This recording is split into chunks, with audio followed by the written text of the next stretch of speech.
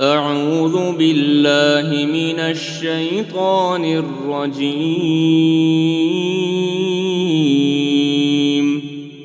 بسم الله الرحمن الرحيم.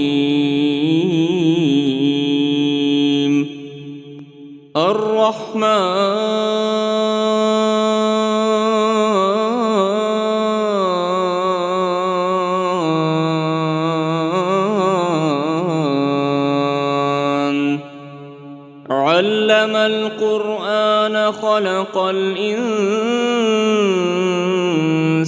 علمه البيان. الشمس والقمر بحسبان والنجم والشجر يسجدان والسماء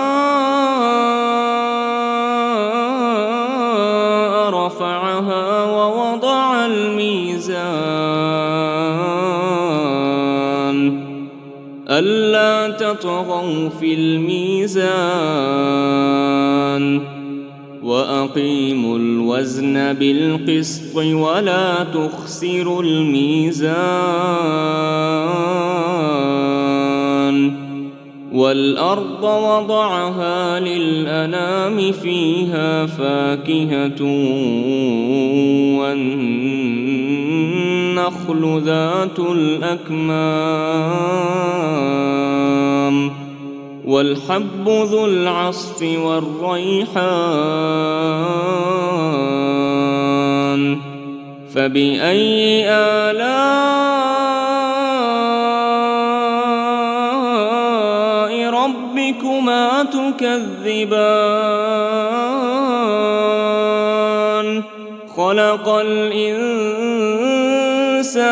من صلصال كالفخار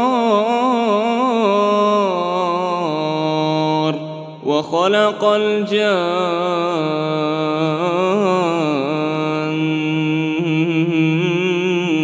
من مارج من نار. فبأي آلاء ربكما تكذبان؟ رب المشرقين ورب المغربين. فبأي آلاء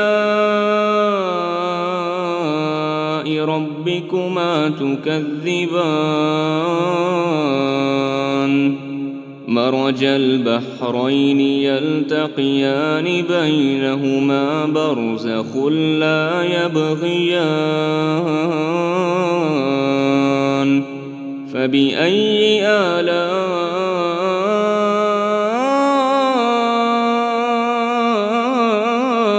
ربكما تكذبان؟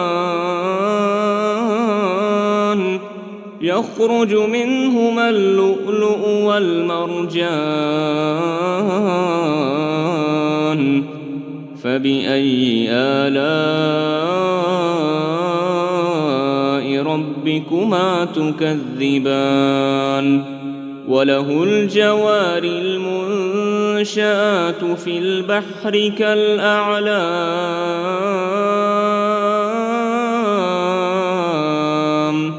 فبأي آلاء ربكما تكذبان؟ كل من عليها فان ويبقى وجه ربك ذو الجلال والإكرام.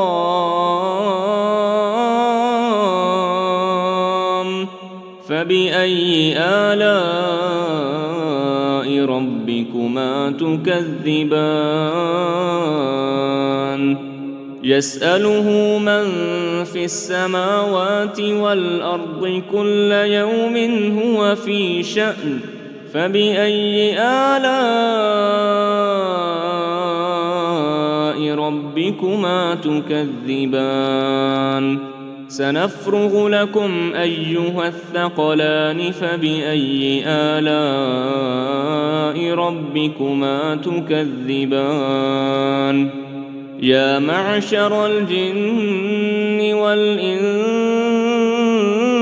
إن استطعتم أن تنفذوا من أقطار السماوات والأرض فانفذوا لا تنفذون إلا بسلطان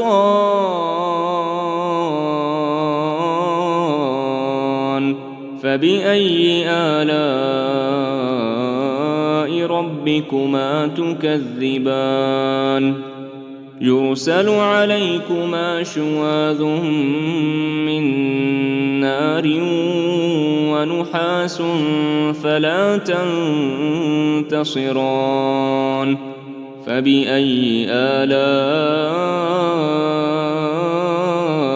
ربكما تكذبان فإذا انشقت السماء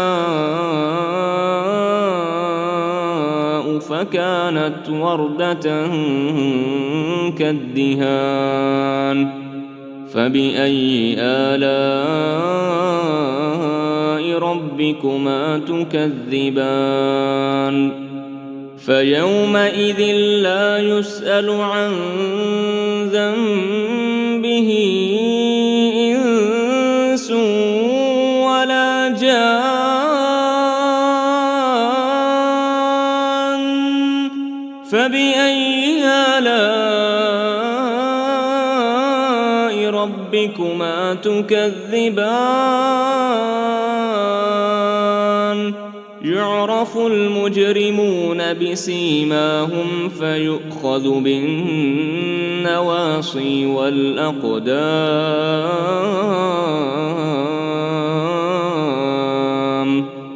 فبأي آلاء ربكما تكذبان هذه جهنم التي يكذب بها المجرمون يطوفون بينها وبين حميم آن فبأي آلاء ربكما تكذبان ولمن خاف مقام ربه جنتان فبأي آلاء ربكما تكذبان ذواتا أفنان فبأي آلاء ربكما تكذبان فيهما عينان تجريان فبأي آلاء ربكما تكذبان فيهما من كل فاكهة زوجان فبأي آلاء ربكما تكذبان متكئين على فرش بطائنها من استبرق وجنى الجنتين دان فبأي آلاء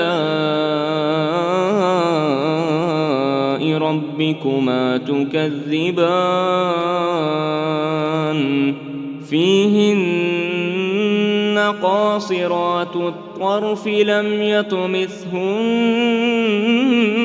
إنس قبلهم ولا جان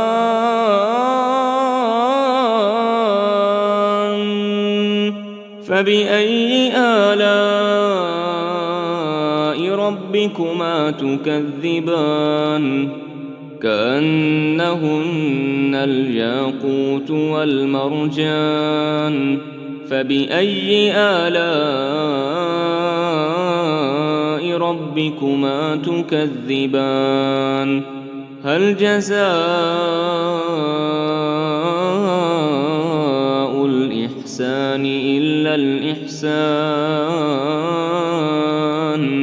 فبأي آلاء ربكما تكذبان ومن دونهما جنتان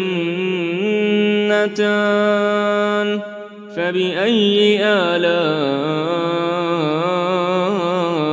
ربكما تكذبان مدهامتان فبأي آلاء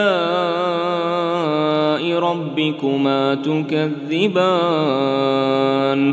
فيهما عينان نضاختان فبأي آلاء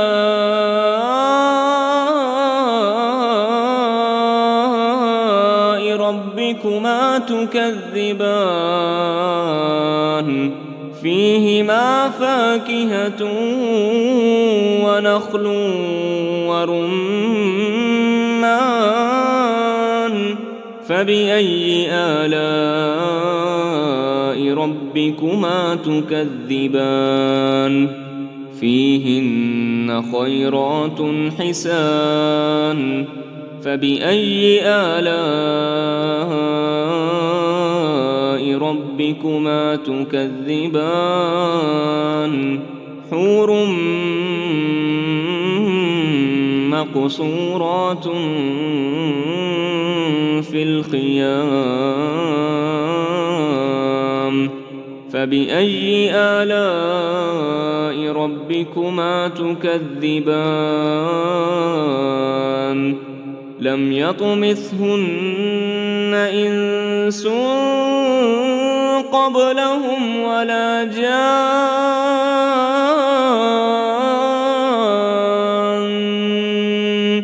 فبأي آلاء ربكما تكذبان متكئين على رفرف خضر